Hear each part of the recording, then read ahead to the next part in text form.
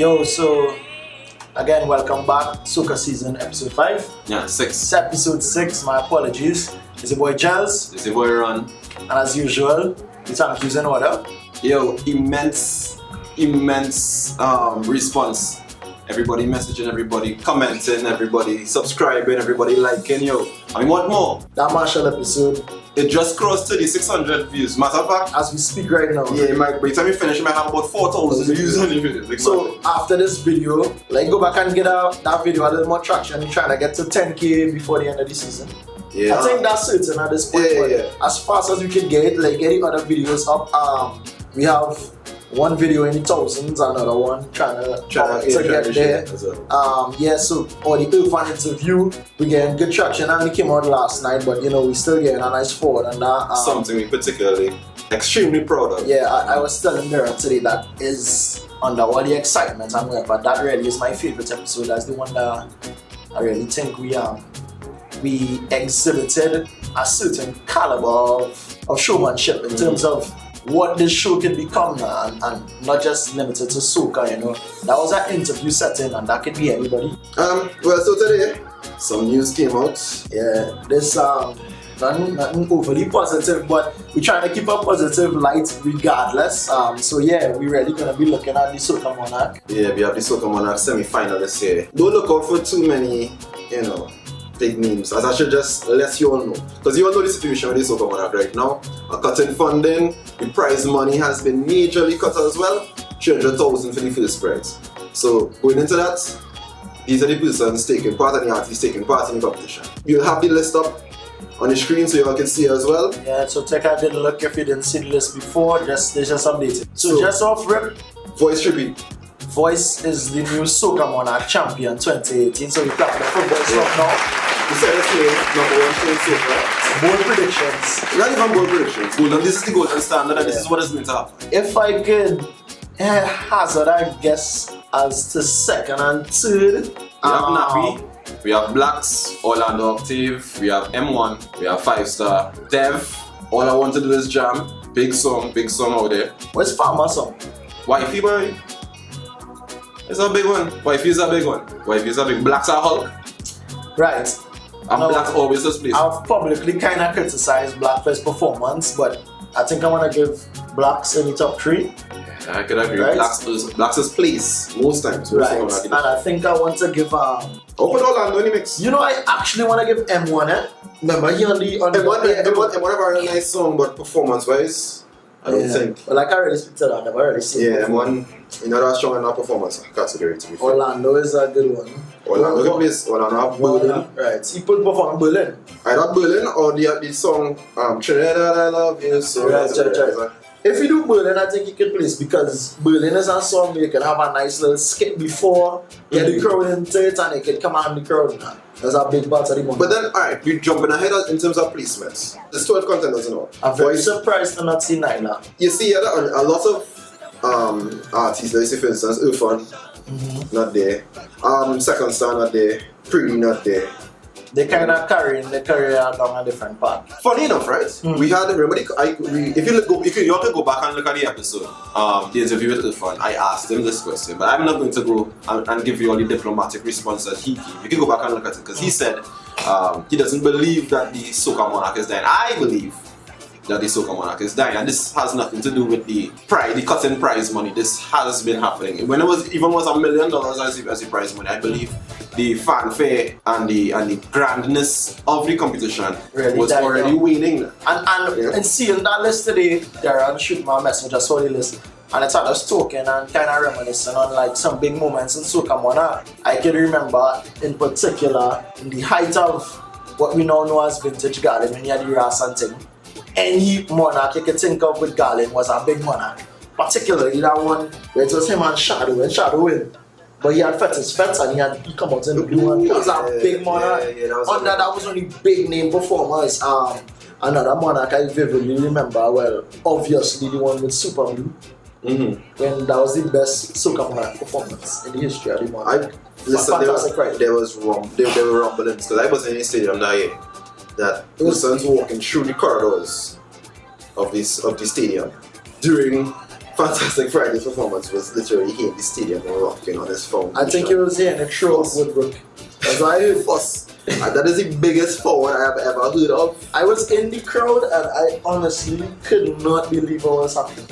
Like going back, as you say, going back into SOCA Monarch history, there was a particular year. This is the year Faye Lyons took the crown, the double crown, Groovy and the pop, and she was pregnant. And when she put the mic to her belly, and the baby started saying, and the little boy, he's a little bit small man, next to this big flag man. And the whole stadium started flat. No, we could not listen. SOCA Monarch is something that it really held a special place in everybody's hearts, because technically, if you really look at it, that would have been the biggest event to go to. You get all the top acts, well, what it used to be, you get all the top acts performing their best songs to the best of their ability. Facts. You could not ask for anything more than a SOCA Monarch. I mean, even that year Fantastic Friday, that was the same year with Fog, because Marshall had Fog and Float went up against Fantastic Friday. Imagine that the same Monarch Super Blue was coming to perform Fantastic Friday, so the stadium was never this filled ever. We're talking about from the stage all the way back to the other side of the stadium. All the stands, right? All the stands was watch me now. You know, usually the real madness is happening in the front, right? Boom now, Marshall perform Fog. I come through the side tunnel door, the one opposite the covered stands, and I couldn't see anything. It is just powder there, under powder, from the stage to the back. When Marshall finished perform Fog, everybody wiped out. You can go back and watch people pictures from SOCA Monarch, whatever year that was, everybody covered in powder. That's how mad that stadium was done. And now, the competition turning into, I mean, no knock against these artists, but the competition really win by, and these kind of things, I mean, we're going to watch that Monarch this year and everybody just go and really want to see voice. Exactly. And that is, I mean... Since this actually, as I said, this ties back to the conversation that we had with Fun, where he was speaking about restructuring the whole thing, and instead of focusing on it being a competition where the biggest acts go against each other, turns into more of an award something. And if you had to do a competition, those who up and coming, it's more about talent vibes, you know what I'm saying? More about talent search, more about talent vibes. I don't too much subscribe to that, because I think what the competition does allow is for people to be more interested in the culture now. And it might seem as a negative thing, but really and truly, the dialogue created in the disagreements now, in terms of which song you feel bigger, whoever. And the dialogue is what has pushed the culture, because, I mean, and you can tell in the comments of our videos, some of the more passionate people have a problem with the fact that soca music surrounded around a particular time. Such is the nature of it for now. We're hoping for that to grow, and that's some of the things that we want to do with this channel, you know. But at the end of the day, at the moment now, it's seasonal, and what you want is when the artists drop their songs, for it to be as talked about and as interesting as possible now.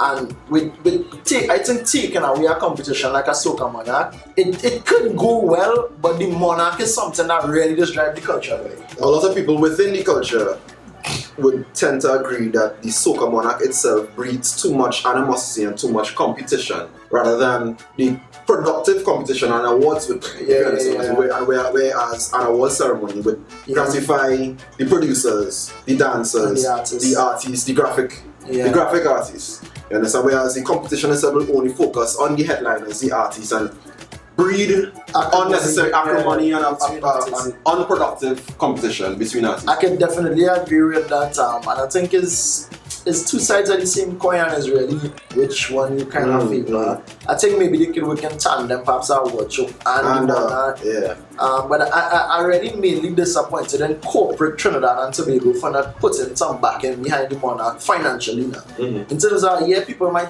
have the sponsorship, and I believe Digital is still the main sponsor. But if other corporate entities come together and they make it a 50-50 with the government, we can keep the Monarch at a high level, because what's the point in having the Monarch where it's $300,000 first prize and you know the big acts ain't coming? So all the big songs... It's funny enough, and I don't think you might even notice, $300,000 is not even near enough. The amount of money the camp of an artist would pay just to put forward a production for the finals, they're not even worth it. So you win and get the people who even come in to perform, not putting on the best showmanship. One flash of fireworks and pyrotechnics on the stage it could run it up to 10,000, 12,000, 20,000 dollars depending on the fireworks they use it. Yeah. So $300,000, sorry, as our first prize. That's not going to spark an artist to say, yeah, okay, cool. I run into get that. We're going to spend probably more than that on the production. Yeah. You understand? Yeah.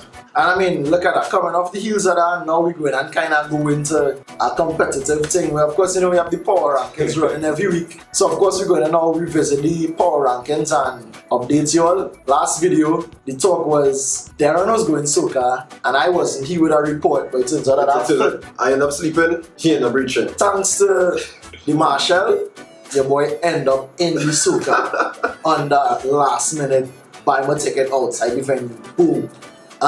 So we go start with the power rankings, right? Rumblings, changes, we had some discussions. Showtime out. Yeah, Showtime out. So it's a good run. Showtime now out of the power rankings. So that leaves us with Patrice, Lil Natty and Top Striker. Marshall do play that I will Savannah. What I want to propose is Patrice at 5? Nah, Patrice at 3. Ah, yeah. Right? Yeah. Moving at 5, I will put the Lil Natty and Top Striker. Yeah. At 4, do play that. Yeah. Do play that movement from 2 to 4. At 3, Patrice. At 2. Alright, this is where we have to get the conversation going now. So this is 1 and 2. We had Savannah running 2 weeks straight at number 1. Now we have a monster entry in. We have SOCA Kingdom. SOCA You don't Kingdom. know how that went 10 out of 10 true. Yeah, SOCA Kingdom. So the discussion now is, what's the standard between 1 and 2? Well, I was in the SOCA. Marshall flat under. It was a real different experience. Everybody connect with the tune from the front of the stage to the back of the event. Iowa was also there. I didn't translate like Marshall, but that's one event. Iowa is a groundsman. He's a downtown. He's a, you know, anybody, everyday kind of mashup man. You see, SOCA is a bit of a, you know. Yeah, so Marshall might more appeal to that crowd than Iowa would appeal to that crowd. No, Marshall had a chance to perform the SOCA Kingdom in Fete with the Saints. Yeah. And I also see video footage of that flattened. I hear flattened. I don't know if Iowa was there. Iowa flattened you. Right, but that SOCA Kingdom wasn't also in the as yet. Let's tease the day. Anyway, that's a different thing. But really and truly, I'm still going to leave Iowa at number 1 for the fact that Savannah has been performing since Boxing Day. And that is too long of a run as being the best power SOCA song to just get boot out. So right now we want to say Marshall SOCA Kingdom at 2. And then Iowa at 1. And I agree with that. Yeah? So we'll clap it up for Iowa for still staying at number 1. We have Marshall and Super Blue SOCA Kingdom fly up the rankings to 2. 1 Splinters, 2 was Voice. Yeah, for love. Voice and Marge at 3. Voice at Marge at 3, Hello at 4, Overdue at 5. Gels here, he has been, for the last 2 weeks, he has been clamoring and trying to make a point that, you know, the impact that Hello has made. Has waned. Has, you know, started to fall off a bit. I want to know the views because personally I find it's very difficult to take Hello out of that top 5. I can agree that I believe Overdue is becoming a bigger song than Hello. Yes, I think for sure Overdue moves to 4. Yeah, I believe Overdue is becoming a bigger song than Hello right now. Now, Julian promos from YouTube. Everybody knows, everybody in the Caribbean knows that's the channel on YouTube they go to get the latest songs. So these weeks he's been doing what song is more popular weekly, and this is the argument I could make. Kess is still number 1. Over the last week it got 700,000 views. Now Overdue did leapfrog a lot of songs, so I think 4th on that list, getting 250 something thousand views in 1 week. So that's to show you that the popularity of Hello is still. Well, and this is a discussion I was having with somebody recently. A few people were actually, and this is a thing people say about Nyla. Nyla have the views, but her songs not connecting in the events. Because Nyla not going to flatten her felt, but she have real good songs that people listening to in their spare time. Because really and truly, it's up on YouTube and click on a song to play. You really have to want to hear that track. Yeah. So that is my real points with Hello now. I mean, I only went to that one event and I see in the videos from the other events. I don't know if Hello really flattening, but I see it Overdue. Because it's his style of song. Whatever the reason may be, it's something you need to take into account when you're talking about Impact. During Carnival. If we was just talking about songs as a song, and we had nothing to do with performance and how it connects with the people, Kello would have been above. Now, we were speaking earlier, we want to make a case for Bungee Garden, Vintage Garden. I think if he had a top 6, he would have been there. You know, but I don't know. As of right now, I find the song Building is an extremely good song. Urfanal's Overdue moving up to 4. Kesalo moves to 5. But we have traction with Bungee Garden, Vintage Garden. And some of the bigger events coming up now where Garland gonna be in it. This run of events between now and Carnival Saturday is where we gonna really see some impact or something. So look out for the Vintage Garden. Also, I kind of want to throw my hat in there for the MX. Which one? You like the Flash? Correct. Yeah, I like the Flash. I think that song have some traction. It could gain some of the all-inclusives coming up. You know, them is the kind of events that fellas that's really being at. So we supposed to go curiously, try to go on the two others and see what's going on. I will be on Rise and Rose on Saturday. Fatima as well. Right. So yeah. I'll be on Rise and Rose on Saturday. That's not Cool Effect Boys event. I'll see how this song translate through the speakers. And Bacchanal Road. Bacchanal Road is a big one. We're looking to see how people relate to the song there because they're important. Just to close it off, we have at 5, Kesalo.